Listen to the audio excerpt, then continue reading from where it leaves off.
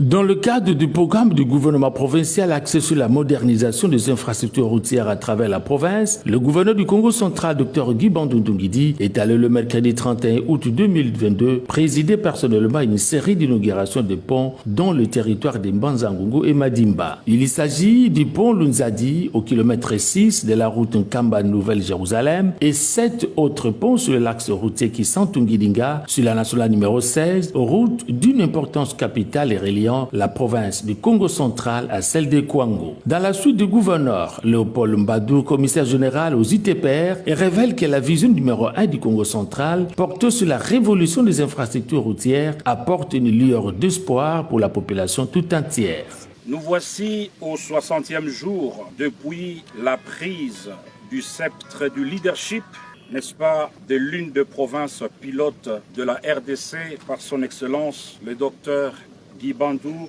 Ndungidi. Un avènement porteur d'un vent d'espoir qui souffle de Kassangoulou à Mwanda, de Nkamba à Luozi, de Mbatambenge en Sioni. Votre vision des infrastructures routières en particulier, Excellence, Monsieur le Gouverneur, apporte une révolution